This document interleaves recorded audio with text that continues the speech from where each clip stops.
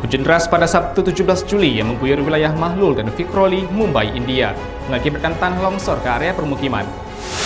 Gedung Badan Pengawas Obat dan Makanan BPOM RI terbakar pada Minggu 18 Juli malam. Kebakaran baru dapat dipadamkan pada Senin 19 Juli dini hari. Hanya karena sebatang rokok yang dibuang sembarangan, ribuan hektar hutan di wilayah Costa Brava, Spanyol ludes terbakar. Halo pemirsa, kita berjumpa dalam program You News. Program ini memberikan informasi yang bermakna kepada Anda mengenai sejumlah peristiwa menarik di tanah air. Bersama saya, Fahrian Bahri, inilah You News selengkapnya. Sejumlah organisasi masyarakat yang tergabung dalam Aliansi Darurat Demokrasi Indonesia, ADI, mengancam pemerintah Kota Tanjung Pinang akan menggelar aksi unjuk rasa menolak kebijakan pemberlakuan pembatasan kegiatan masyarakat di Tanjung Pinang yang dinilai mempersulit masyarakat di berbagai sektor.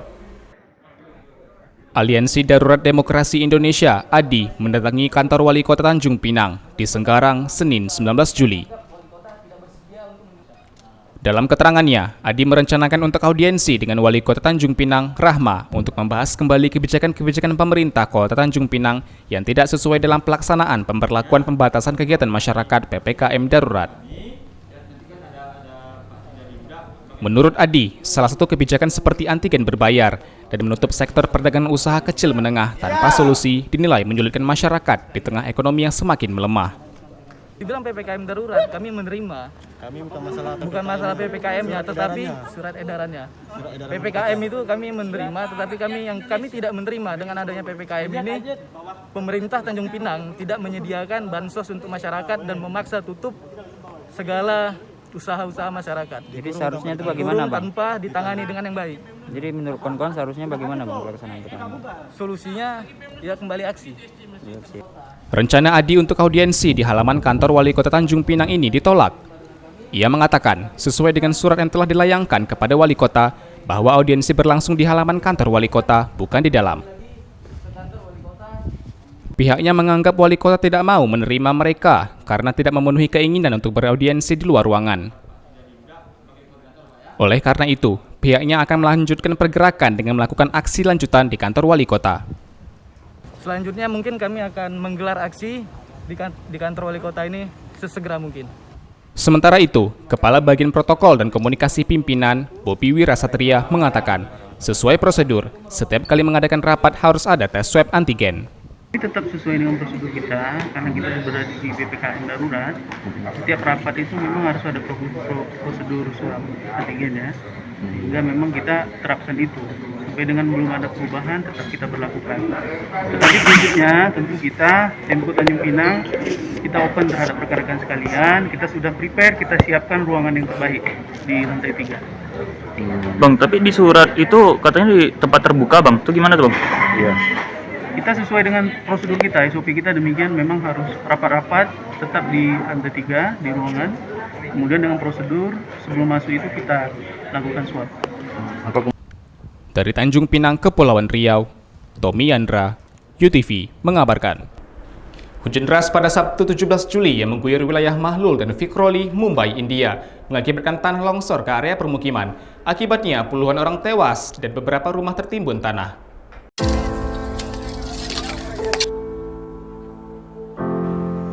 Setidaknya 30 orang tewas dan sejumlah lainnya terluka dalam bencana tanah longsor di area Mahlul dan Vikhroli, Mumbai, India.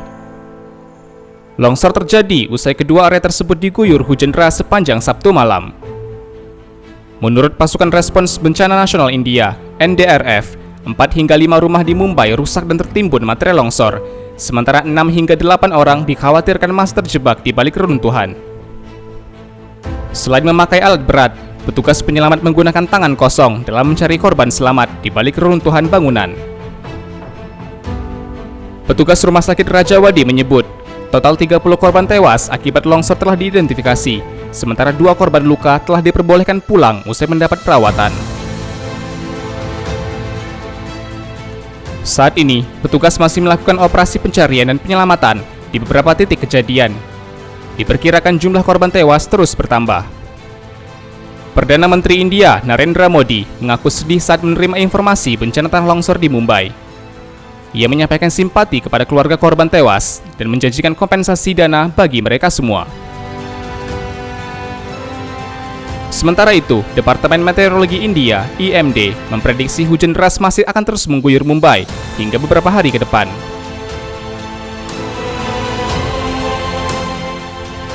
Dari Mumbai, India, Kantor Berita Antara, UTV, mengabarkan.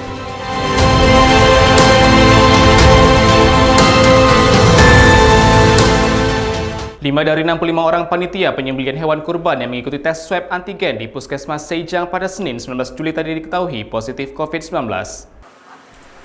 Sebanyak 65 orang panitia penyembelihan hewan kurban di 3 kelurahan, yakni Kelurahan Tanjung Ayun Sakti, Dompa, dan Sungejang, dites usap antigen di Puskesmas Sejang Senin 19 Juli tadi. Dari 65 orang panitia ini, diketahui 5 orang diantaranya positif COVID-19. Kelima orang tersebut merupakan warga Dompa dan Sejang. Selanjutnya, panitia yang dinyatakan positif COVID-19 tidak dibenarkan ikut berpartisipasi dalam kegiatan penyembelihan yang berlangsung Selasa 20 Juli besok dan diarahkan untuk menjalani isolasi mandiri dikarenakan tidak mengalami gejala. Kalau yang misalnya negatif ya berarti dia negatif, tapi kalau positif dia akan dilakukan tindakan sebagaimana orang yang positif COVID.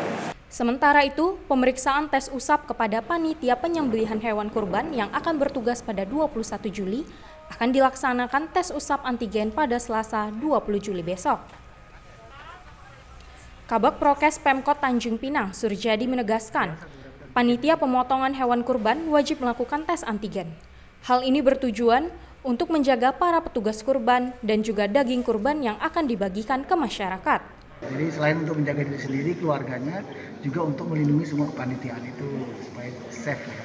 Juga nanti produk kemasan daging kurban yang dibagikan juga tidak tersentuh atau bersentuhan dengan penderita dan lain sebagainya. Selain itu, Surjadi juga menghimbau agar masyarakat tidak takut antigen, karena apabila terdeteksi positif, maka dapat segera mendapatkan penanganan agar lekas sembuh.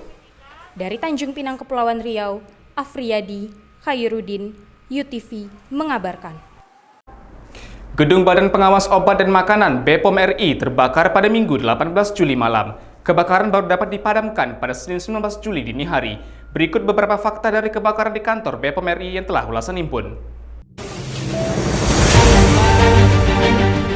Gedung Pengawas Obat dan Makanan BPOM di Jalan Percetakan Negara Raya nomor 29 terbakar pada Minggu 18 Juli malam. Kebakaran terjadi di lantai 1 gedung F Barat. Dikutip dari akun Twitter Humas Jakfire, Kepala Suku Dinas Penanggulangan Kebakaran dan Penyelamatan Kasudin Gulkarmat Jakarta Pusat Asri Rizal menyebutkan, dugaan sementara penyebab kebakaran kantor BPOM dikarenakan adanya korsleting listrik. Hal ini dikarenakan adanya ledakan saat menaikkan MCB saat perbaikan panel di lorong F Timur dan F Barat. Namun hingga saat ini penyebab pasti kebakaran tersebut masih diselidiki lebih lanjut. Dalam kebakaran yang baru dapat dipadamkan dini hari tadi, Gulkarmat Jakarta Pusat mengerahkan 17 unit mobil pemadam kebakaran dengan 75 personil kebakaran.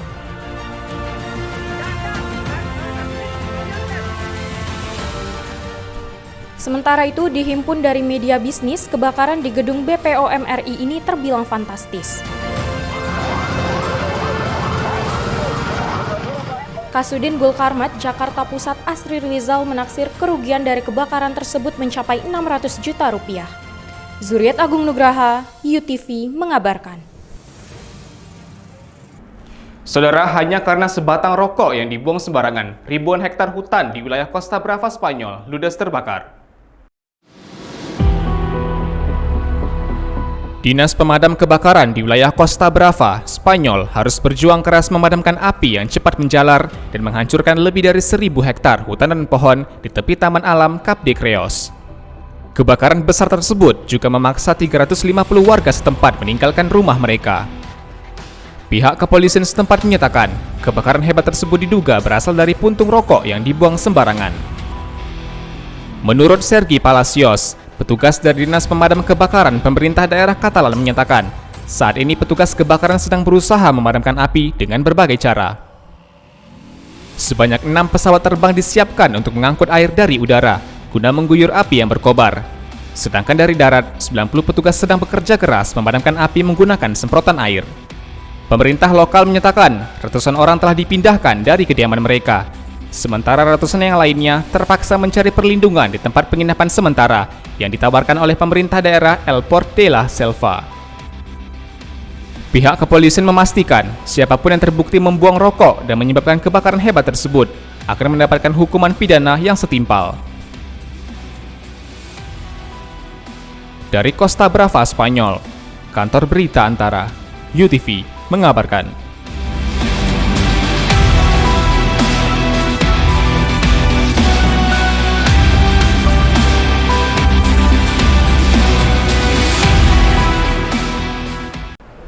Pembalap Red Bull Racing Max Verstappen mengalami kecelakaan hebat usai tabrak Lewis Hamilton di Formula One GP Inggris Minggu 18 Juli.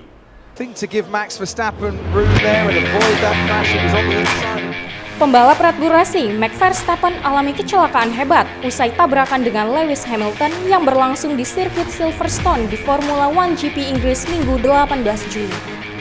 Max start di posisi pertama, hasil itu diraih pembalap asal Belanda usai menjadi yang terbaik pada sprint race. Namun, posisi pimpinan balapan itu tidak lama disandang Verstappen. Nasib naas menimpa pembalap tim Red Bull. Lewis Hamilton menabrak Max dari arah belakang. Ban depan Hamilton mengenai ban belakang mobil Max yang menyebabkan mobilnya keluar dari lintasan hingga menabrak pembatas. Mobil Max mengalami kerusakan parah. Max tidak bisa melanjutkan balapan sementara Hamilton dikenai hukuman penalti 10 detik. Insiden tersebut membuat Verstappen mendapatkan pemeriksaan di pusat medis.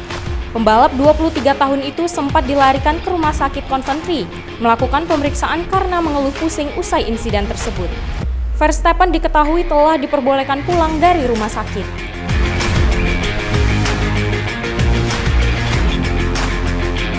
Dari Inggris, Kava Bihi, UTV, mengabarkan.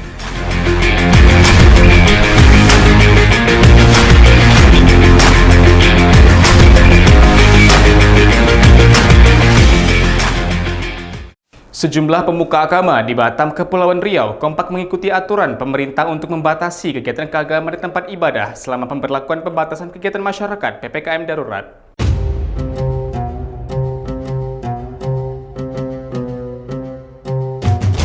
Kebijakan PPKM darurat yang diberlakukan sejak 3 Juli lalu tidak saja membatasi aktivitas masyarakat di tempat keramaian, tapi juga di rumah-rumah ibadah. Dalam salah satu butir peraturan PPKM darurat disebutkan bahwa untuk sementara waktu, kegiatan keagamaan di rumah-rumah ibadah ditiadakan. Pemerintah berharap setiap pengurus rumah ibadah atau pemuka agama ikut mensosialisasikan aturan ini kepada para jamaahnya. Memberikan edukasi, mensosialisasikan apa yang telah diputuskan dan itu tidak bertentangan dengan syariat Islam. Bahkan itu bagian daripada syariat Islam, menjauhkan diri kita dan keluarga kita dari bahaya. Kondisi yang sangat riskan ini kami tetap harus memang melaksanakan apa yang menjadi himbauan pemerintah itu sendiri, karena ini adalah guna untuk mencegah penularan COVID-19 dan ini bukan semata-mata untuk kepentingan pribadi tetapi lebih di mana secara umum adalah untuk memutus rantai daripada penyebaran COVID-19 khususnya di Kota Batam ini. Sejak pemerintah memberlakukan PPKM darurat di Kota Batam, Kepulauan Riau, sejumlah rumah ibadah seperti masjid, gereja, pura, kelenteng, dan vihara terpantau membatasi kegiatan keagamaan. Salah satunya adalah Masjid Agung Kota Batam, yang sudah menerapkan pembatasan jemaah ibadah sholat 5 waktu sejak pemberlakuan PPKM. Jika dahulu, setiap harinya, pintu masjid terbesar di Kota Batam ini senantiasa terbuka, kini tak lagi. Pilihan ini sengaja ditempuh demi memutus penyebaran virus COVID-19. Nah ini Masjid Agung dalam hal ini memang menutup, cuma kita memang mengadakan sholat berjamaah internal untuk karyawan saja. tetapi kita tidak membolehkan orang luar untuk masuk di Masjid Agung Batam.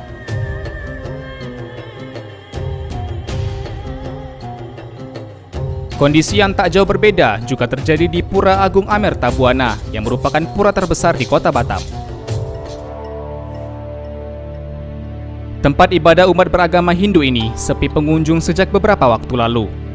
Seluruh jemaahnya telah melangsungkan ibadah dari rumah masing-masing sebagai kontribusi dalam upaya menekan penyebaran virus COVID-19. Namun sejak dikeluarkan PPKM ini, kami memutuskan memang hampir sama sekali sudah tidak ada kegiatan terhitung mulai bulan 5 yang lalu. Kami memang sudah total tidak ada aktivitas. Sama halnya dengan seluruh kelenteng dan gereja di Kota Batam. Himbauan penutupan rumah ibadah membuat tempat ibadah bagi umat Buddha, Katolik, dan Kristen kompak tutup. Tidak terlihat aktivitas keagamaan dalam jumlah masif. Vihara Budi Bakti Kota Batam sepi pengunjung dan jamaah yang umumnya selalu ramai di akhir pekan. Sementara di gereja Saint Petrus yang terletak di Lubuk Baja ini juga sepi pengunjung. Berdasarkan keterangan Satpam di lokasi, penutupan gereja ini sudah terjadi sejak 9 Juli lalu. Tanggal 9 Juli. Kenapa itu, Pak? Karena apa? Peraturan dari pemerintah kan ada PPKM ya. Jadi selama ini ditutup dulu sampai tanggal 21. Dari Batam, Kepulauan Riau, Engesti Pedro, QTV mengabarkan. Perayaan Hari Besar Keagamaan Idul Adha 1442 Hijriah atau 2021 Masehi menjadi perayaan kedua yang dirayakan di masa pandemi COVID-19 ini. Pemerintah kembali memberlakukan larangan untuk masyarakat yang akan melaksanakan sholat Idul Adha berjamaah dan berkurban beserta tata caranya. Lalu bagaimana panduan sholat Idul Adha di tengah pandemi? Berikut liputannya. Menteri Agama Yakut Khalil Qaumas melalui Surat Edaran Nomor 17 Tahun 2021 tentang peniadaan sementara peribadahan di tempat ibadah, malam takbiran, sholat Idul Adha, dan teknis pelaksanaan kurban di wilayah PPKM darurat. Masyarakat disarankan untuk menjalani ibadah sholat Idul Adha di rumah masing-masing.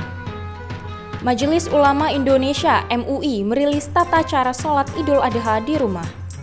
Sholat Idul Adha yang dilaksanakan di rumah dapat dilaksanakan mandiri atau berjamaah. Namun, jika sholat Idul Adha dilaksanakan secara berjamaah, maka ketentuannya jumlah jamaah yang sholat minimal 4 orang, terdiri dari 1 imam dan 3 makmum, dan usai sholat dapat dilaksanakan khutbah. Jika sholat dilaksanakan secara sendiri atau munfarid, maka dilaksanakan dengan bacaan pelan. Sebelum sholat dilaksanakan, disunahkan untuk memperbanyak bacaan takbir, tahmid, dan tasbih. Lalu dimulai dengan membaca niat sholat Idul Adha, dilanjutkan membaca takbiratul ihram, kemudian membaca Al-Fatihah, dan dilanjutkan dengan membaca surat pendek. Dan pada rakaat kedua sebelum membaca Al-Fatihah, disunahkan membaca takbir sebanyak 5 kali, dilanjutkan ruku, sujud, dan seterusnya hingga salam. Setelah salam, disunahkan untuk mendengarkan khutbah Idul Adha. Dari Tanjung Pinang, Kepulauan Riau, Yoli Andini, UTV mengabarkan. Kepolisian daerah Kepulauan Riau memberikan bantuan berupa paket sembako kepada warga di Batu Besar Batam. Bantuan tersebut diberikan saat Kota Batam memberlakukan PPKM darurat. Dan semangat, doa kita semua agar corona cepat hilang. Warga Batu Besar Batam antusias saat menerima bantuan paket sembako yang dilakukan oleh Kepolisian daerah Kepri. Masyarakat merasa bantuan tersebut sangat membantu mencukupi kebutuhan pokok keluarga di masa PPKM darurat diberlakukan. Salah satu penerima bantuan, Desi, bahkan tak bisa membendung air matanya ketika menerima bantuan sembako. Perempuan berusia 39 tahun ini mengaku baru kali ini dirinya mendapatkan bantuan.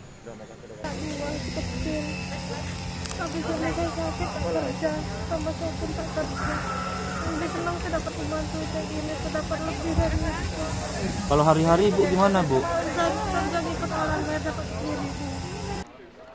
Menurut Desi, sejak suaminya menderita sakit, kehidupan sehari-hari keluarganya semakin sulit. Untuk mencukupi kebutuhan keluarga, ia harus bekerja banting tulang. orang bayar dapat 10.000. Ini ikut orang gimana Bu maksudnya? Ya, misalnya turunin sayur apa dalam mobil, nanti disusun barang dari jam 7, dari jam 6 sampai jam 7 dapat 10.000. Nanti dari jam 7 itu saya pergi lagi dapat 15.000. Tercukupi nggak Bu? Tak mencukupi.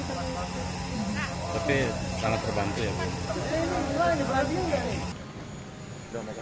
Warga lainnya, Minarwati, mengaku senang mendapatkan bantuan. Ia juga mengucapkan terima kasih kepada Polda Kepri yang telah memberikan bantuan.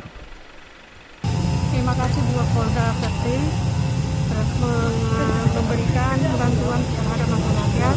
Semoga Kepri tetap maju dan jaya dan sehat selalu. Kabid Humas Polda Kepri, Kombes Pol Hari Golden Heart mengatakan, sebanyak 2,5 ton beras akan disalurkan secara bertahap kepada masyarakat yang membutuhkan. Alhamdulillah pagi ini Polri dan TNI melepas bantuan sosial PPKM darurat di wilayah Kepri. Hari ini sebanyak 2,5 ton beras akan disalurkan oleh personil TNI Polri kepada masyarakat yang membutuhkan. Total seluruhnya adalah 10 ton yang akan dibagikan secara bertahap. Dari Batam, Kepulauan Riau, Engesti Pedro melaporkan untuk UTV. Terima kasih telah menyaksikan informasi yang kami sajikan. Tetap saksikan UNews selanjutnya. Salam sehat, sampai jumpa.